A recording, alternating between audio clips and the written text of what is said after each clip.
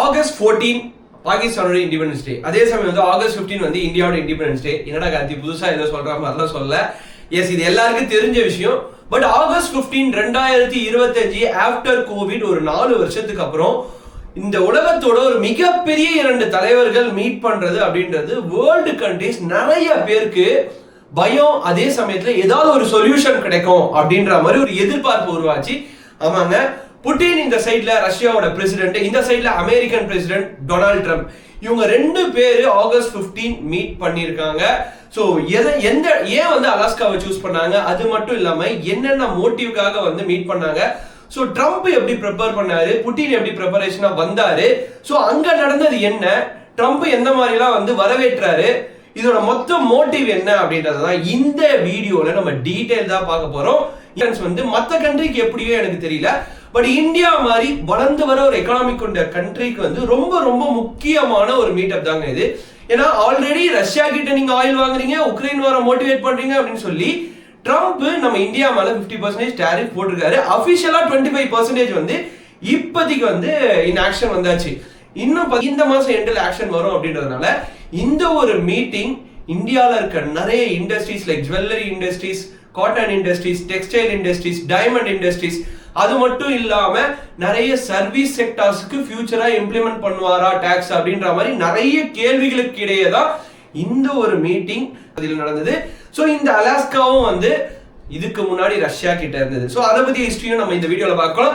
So என்னென்ன மாதிரி points discuss பண்ணாங்க, எதனால அலாஸ்கால, இது எல்லாத்தையுமே இந்த வீடியோல பார்க்கலாம். ஸோ மறக்காம இந்த மாதிரி வேர்ல்டு பாலிடிக்ஸ், நம்ம ஊர் பாலிடிக்ஸ் எல்லாத்தையும் ரொம்ப ஷார்ட் அண்ட் கிறிஸ்பா தெரிஞ்சுக்கணும்னு நினைச்சீங்கன்னா கார்த்திக் கல்ச்சர் சேனலை சப்ஸ்கிரைப் பண்ணி வச்சுக்கோங்க. ஸோ இந்த மீட்டிங் எதுக்கு அப்படின்றதுக்கு முன்னாடி இந்த உக்ரைன் வார் எதுக்கு அப்படின்ற ஒரு பிரீஃப் நான் கொடுத்துறேன். ஆக்சுவலி யுஎஸ்எஸ்ஆர் ரஷ்யா கூட இருந்த ஒரு பகுதி தான் உக்ரைன். பட் ஆனா உக்ரைன் வந்து ஒரு கட்டத்துக்கு மேல தனியா போன பிறகு அவங்க நேட்டோ அமைப்புல நான் சேர போறேன், அந்த நேட்டோ கூட்டத்தோட நான் இருக்க போறேன், அவங்க சொல்ற நிறைய விதிகளை நான் வந்து பின்பற்ற போறேன் அப்படின்னு சொல்லும் போது ரஷ்யா, அதாவது யுஎஸ்எஸ்ஆர்ல இருந்து பிரிஞ்சு போன ஒரு கண்ட்ரி வந்து நம்மளுக்கு அகைன்ஸ்டா நிக்கிறது எந்த ஒரு கண்ட்ரி, அதாவது பக்கத்து கண்ட்ரிக்கு வந்து ஒரு பெரிய பிரச்சனை. அவங்க என்ன வேணாலும் இம்ப்ளிமெண்ட் பண்ணுவாங்க. நேட்டோ அப்படின்றது வந்து அதுக்கு முன்னாடி என்னன்னு சொல்லிடுறேன், யூரோப் நேஷன்ஸ் அண்ட் அமெரிக்கா, இந்த மாதிரி யூரோப் நேஷன்ஸ் அண்ட் அமெரிக்கா இவங்க எல்லாம் சேர்ந்து ஒரு குரூப் வச்சிருப்பாங்கல்ல, அது வந்து ஒரு பெரிய தலைவர்கள், பெரிய பெரிய தலைவர்கள், கிட்ட ஒரு 40 கண்ட்ரி கொண்ட தலைவர்கள், நிறைய பேர் அதுல பெரிய பெரிய பணக்கார கண்ட்ரி, ஓகேங்களா. சோ அவங்க வந்து ஒரு டிசைடிங் அத்தாரிட்டியா இருப்பாங்க. இவங்க எல்லாம் ஒண்ணு சேர்ந்தாங்கன்னா ரஷ்யா அகேன்ஸ்டா என்ன பண்ணுவாங்க அப்படின்றது ரஷ்யாவுக்கும் தெரியும், அதே சமயத்துல யுஎஸ்க்கும் தெரியும். சோ அந்த மாதிரி அமைப்பு தான். லைக் இப்ப நம்ம எப்படி பிரிக்ஸ், இந்த சைட்ல வந்து பிரேசில், ரஷ்யா, இந்தியா, சைனா, அதுக்கப்புறம் வந்து சவுத் ஆப்பிரிக்கா, அதே மாதிரி தான் அதை விட பவர்ஃபுல்லான அமைப்பு. இப்போ பிரிக்ஸ் வந்து பயங்கர ஃபாஸ்டா நிறைய ஃபார்மேஷன் பண்ணிட்டு இருக்காங்க, நிறைய பிஹைண்ட் த டோர்ஸ் மீட்டிங்கும் நடந்துட்டு இருக்கு. பட் ஆனா நேட்டோ என்ற அமைப்பு வந்து ரொம்ப வருஷமா இருக்கு. சோ அதுல உக்ரைன் சேர்றதா சொன்ன உடனே ரஷ்யாவுக்கு சரியான கோபம்.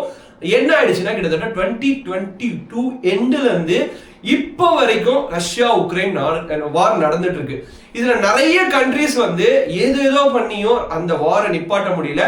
தடவை அமெரிக்கன் பிரசிடென்டா வந்திருக்க ட்ரம்ப் கரெக்டா 8 மாசத்துக்கு முன்னாடி தன்னுடைய எலெக்ஷன் மேனிஃபெஸ்டோல அவர் என்ன சொல்றாரு அப்படின்னு பாத்தீங்கன்னா, நான் வந்த உடனே 10 நாள்ல ரஷ்யா உக்ரைன் வார ஸ்டாப் பண்ணுவேன் அப்படின்ற மாதிரி தான் வந்தாரு. சோ ட்ரம்ப்புக்கு வந்து ஒரு 2 விஷயம் நான் முதல்லயே நிறைய வீடியோஸ்ல பேசியிருக்கேன். ஒன்னு ஈகோ, அவரோட ஈகோஸ் என்ன பண்ணுவாரு, இல்ல அப்படின்னா அவருக்கு சலாம் போட்டு கொஞ்சம் ஹாப்பியா பாத்துக்கினா எந்த எக்ஸ்ட்ரீம்னாலும் நம்மளுக்காக என்ன வேணாலும் பண்ணுவாரு. லைக் இப்ப பாகிஸ்தானை தூக்கி வச்சு கொண்டாடிட்டு இருக்காங்கல்ல, ஏதாவது ஒரு பிரச்சனை வந்தா பாகிஸ்தானே தூக்கி போட்டு பால் ஆடுவார், அது வேற விஷயம். சோ இதுதான் வந்து ட்ரம்போட 2 எக்ஸ்ட்ரீம். இப்போ இந்த ஒரு மீட்டிங் அலாஸ்கால வச்சிருக்காங்க. இந்த அலாஸ்காவை பத்தி நான் முன்னாடியே சொல்றேன்னு சொன்னேன். இந்த அலாஸ்கா அப்படின்றது இதுக்கு முன்னாடி ரஷ்யாவோட ஒரு ஸ்டேட். இது எப்போ அப்படின்னு பாத்தீங்கன்னா ஒரு 150 வருஷம் நம்ம பின்னாடி போய் ஹிஸ்டரி பார்த்தோம் அப்படின்னா அலாஸ்கான்ற மாகாணத்துல பெருசா எந்த யூஸும் இல்லை அப்படின்னு சொல்லி ரஷ்யா வந்து கிட்டத்தட்ட ஒரு $7 பில்லியன் வந்து அமெரிக்காவுக்கு வித்துட்டாங்க. இப்போ இது வந்து ஒரு மிகப்பெரிய base for military camps. So அந்த இடத்துல தான் புட்டினும் அதே சமயம் வந்து அமெரிக்கன் பிரசிடென்ட்டும் மீட் பண்ணியிருக்காங்க.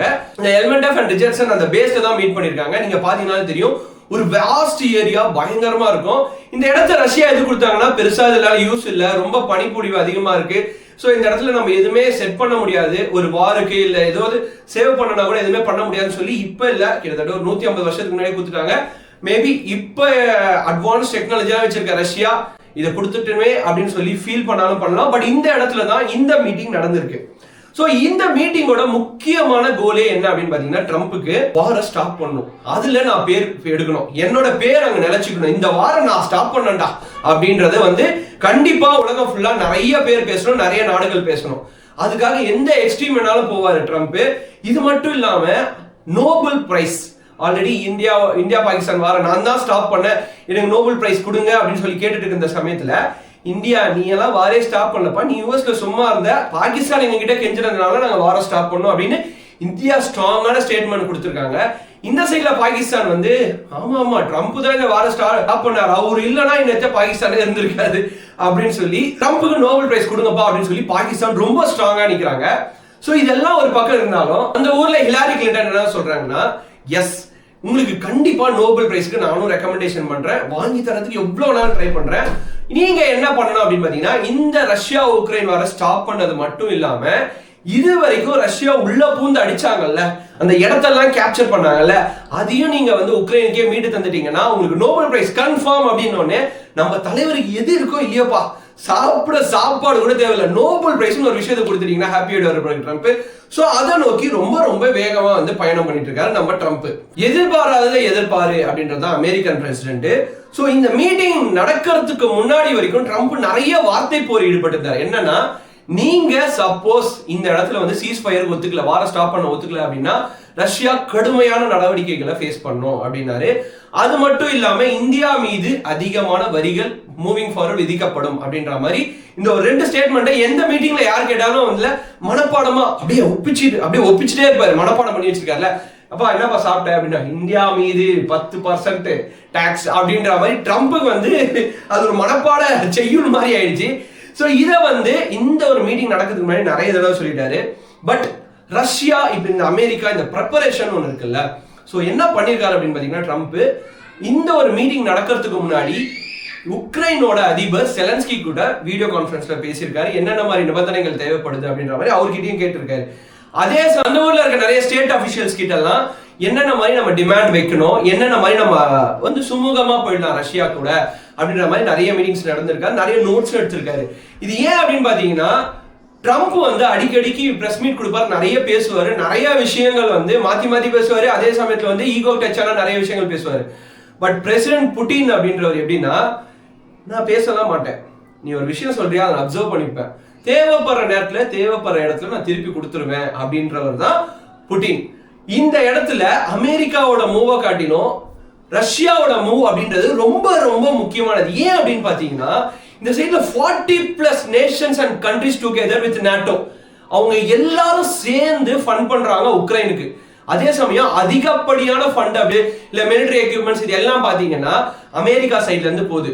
பட் இதெல்லாம் தாண்டி ரஷ்யான்ற ஒரு பீஸ்ட் இவங்க எல்லாரையும் எதிர்த்து கிட்டத்தட்ட 3.5 வருஷமா வார் நடத்திட்டு இருக்காங்க அப்படின்னு பாத்தீங்கன்னா, இந்த 40 கண்ட்ரி இன்க்ளூடிங் அமெரிக்கா சேர்த்து பயப்படுறதுல தப்பே கிடையாது அப்படின்ற மாதிரி தான் ரஷ்யாவோட ஸ்டாண்டு.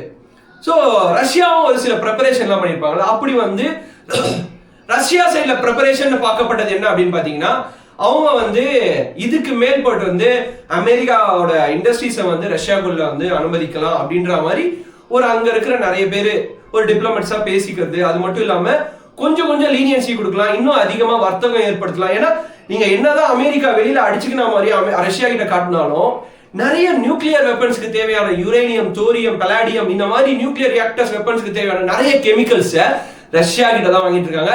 இது மட்டுமாடா கார்த்தி அப்படின்னு கேட்டீங்கன்னா கிடையாது. இன்னும் ஃபெர்டிலைசர்ஸ், ஜுவல்ஸ், டைமண்ட்ஸ் எல்லாமே ரஷ்யா கிட்ட தான் இம்போர்ட் பண்ணிட்டு இருக்காங்க. பட் ஆனா வெளி உலகத்துக்கு இந்தியா ஏதோ சைனா வாங்குற மாதிரி மட்டும்தான் இந்த ட்ரம்ப்ன்றவர் வெளியில காமிச்சிட்டு இருப்பாரு.